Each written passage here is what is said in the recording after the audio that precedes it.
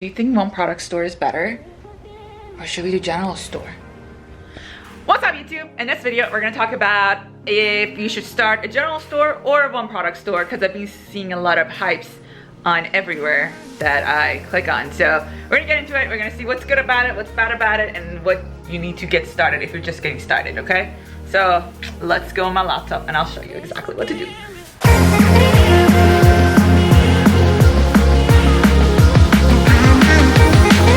Welcome back to my YouTube channel. Today we're going to talk about what is good about general store, if you should start a general store, and what is good about having a one product store. So we're going to go through the pros and all that. 12 seconds later. Go through the pros and all that stuff.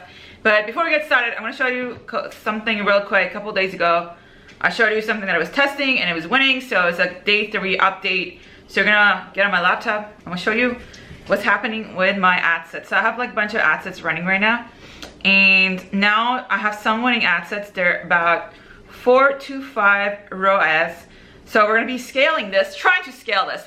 Yesterday I hit 2K on this specific product. So my goal is to get it to 15K a day by this weekend. So we'll see. And so yeah. This is how we're doing it. We're just gonna be duplicating the ad sets, increasing the price, horizontal and vertical scaling, and see how it goes, which one works better. And whatever that works better, I'm just gonna continue doing that. So whatever that has the higher ROAS is what I be scaling, if that makes sense. Okay, one product store or general store. If you should be starting a general store or one product store. With one product store, first, if you don't know what one product store is when you have a Shopify store and you only sell one product, and everything in your store is around that one product. So I'm going to show you an example. I was just like looking to find a couple. So I found a niche store, general store, and one product store. So I'm going to show you exactly what the differences are and why you should or you shouldn't do one product store. So this is like, for example, skin scrub.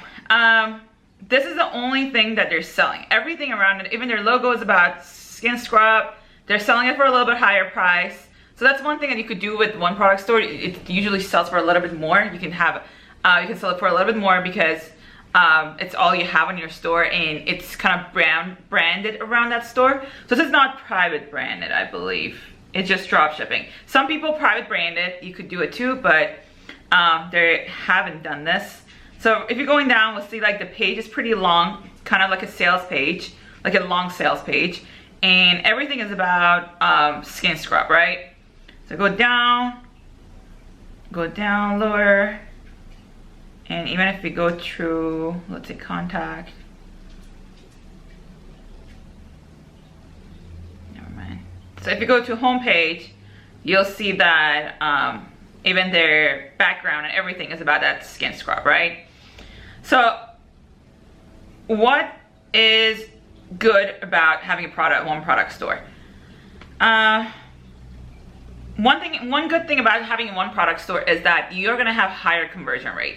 But the thing is, you can't put a bad product and make it a one product store and it would sell. So you have to have a good product to begin with to have a one product store. So one product store is not gonna make a bad product a winner. You know what I'm saying? So you have to already have something that is selling, I would say, for a month or so, and then you put it on one product store. So one good thing about it is you're gonna have higher conversion rates. So I did a kind of experiment on this, and I had with my one product store, I had about 2% higher, 1 to 2% higher conversion rate. I mean, it's not crazy, but it's like a couple $100 that you could make every day.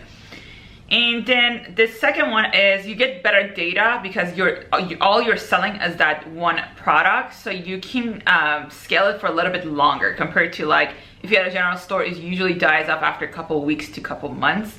This, you might be able to scale it to maybe 4, 5, 6 months, but eventually it will die out. So far, I think these two are the only good things about having one product store. And we're gonna go through what is not so good about it. And so one thing is when you have one product store, you can't go on that store and test other products, which you can do in general store. In general store, you can test as many as you can. And I have one niche store and a general store. And honestly, like, I feel like it's just extra work when you have a niche store.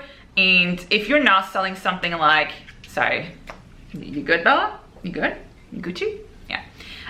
If you don't have a high ticket product, and it's just like anything between the product that you're selling is between $20 to $45. General store would just do it because people are not, those are just impulse buyers. They're not gonna go through your website and see what's going on. You know what I'm saying? That's why, like, if you look at that one product store, the price is a little bit higher. So people rethink it. They're like, oh, should I buy this? But then because it had, so they go and browse on the other side, like all like other pages of your website. But when you're in a general store, if you're selling something that is $20 to $45, people are not really going around your store to see like, oh, like, how does it look like, or this or that. At least in my experience, when I had, you can get Hotjar or whatever that is called, that you could see when people come to your store if they're going and browsing on their side. And I would say like maybe 5 to 10% like would just go and like look at other pages in my store. So there's no point of having one store product if your prices are between $20 to $40, $45, you know? That's my opinion. And so you can test more products. And one thing that I think people don't talk about it, like if you start, every time you start a store, you have to connect your Stripe, and you gotta make a new Stripe account, and you gotta make a new PayPal account if you want the name to match that. And what happens when you're new and like with Stripe and PayPal, and you just open an account, they usually, if you have like high amount of orders, they usually hold your money for a while. So like you gotta have couple thousands, maybe 10, 20,000 saved if you were scaling hard and you want to pay for products. So like, I don't know why people don't talk about this. Like, it's a huge deal. Like, it's, when I had open my niche store, it happened to me. Like, I had 10,000 hold on, that was like years ago, on PayPal, and then I had like 25,000 on Stripe, and I'm like sitting here like, how am I gonna pay for this, you know? Like, you gotta make sure that you know these kind of things. You're gonna have a lot of problems when you're new to Stripe or PayPal. So like, if you already have a general store, like you've been using it for a year or so, like you're not brand new anymore. I believe after 3 months, they're not as strict if you don't have any chargebacks. And so they, you know, if you keep your chargebacks rate down, they're not gonna put hold on your account. But like, no matter what, in the first 3 months, they usually like very strict about no matter if you have chargebacks or not, they like to hold your money. And on the third one is that you can't really do upsells because you're only selling one product. So you can't increase your average order value. Like with general store, you can always have a one-click upsell at the end and increase your average order value. And if you have a good product selling for upsell, usually 1 out of 10 would buy. So this is one product out of 10 that you didn't pay on advertising for. So like, you're getting higher average order value. And so these are the good things. I mean, these are the bad things about having a one product store. So what I would do, instead of having one product store, I would have a niche store. So this is like an example, good example of a niche store that they're doing all these lights. They're selling all these lights, so they can upsell with another product, or they could do email marketing. So with one product store, you can't really do email marketing because you only have one product. And here, like for example, all they're selling is lights. And so for example, if someone buys this, they can advertise it or upsell it. But so let's see if they do. So upsell it with a different product. They can offer another product. So like, if we go down, let's add this to cart, see what happens. They don't have any pre-purchase upsell, but they might have post-purchase upsell. But again, one thing they could do is they could upsell with another product when you have a niche store and you have other products in there. And I personally, if I was just getting started, I wouldn't start with a niche store. So if you see like here, the products are a little bit more expensive. So niche store works better if you have a little bit higher price products that you're selling. But if you're just selling products between $20 to $45, I would say general store just would do fine. So this is like a general store example. And all their products are, well, this is a little bit cheaper. but they do a lot of bundling. Like between $20 to $40. So like people, when they click on this, they're not gonna go and look at your web. Now we're gonna go through what's good about General Store and what is not so good about General Store. So with General Store, which my preference, like what I usually do is you can test as many as products as you can. And I know you're like your data, people freak out over, oh my God, like how do you set up your data, this, but there's so much go into it. Like there was so I've done a lot of studies about Facebook data and everything, and the most data is usually in your ad set level, and then a little bit on your campaign, and your pixel actually doesn't hold that much data. It's just a number right there. But that doesn't really matter right now. But what you could do is you could test a lot of products, and you could do custom conversion for each product and test as many as you can. And if you get a couple winners, you can scale them at the same time, compared to having one product store and then scaling one product and relying on one product. And the second one is you can scale as many products as you can at the same time. You can have upsells, you can have higher average order, you can do email marketing after, you can email people after, like with different products to get them come back and buy from you. So there's so many benefits about General Stores. But one thing that I would say, two things that I would say is not very beneficial when you have a General Store is like you have lower conversion rate compared to if you had a one product store. But again, if you have multiple products that you're scaling, that doesn't really matter. So you're going to be making more money than having just one product store and relying on one product. And then on one thing about General Store is it's not harder to scale, harder to scale longer. Yeah, that's what it is. So like it dies off a little bit faster, again, because of the data and all those things.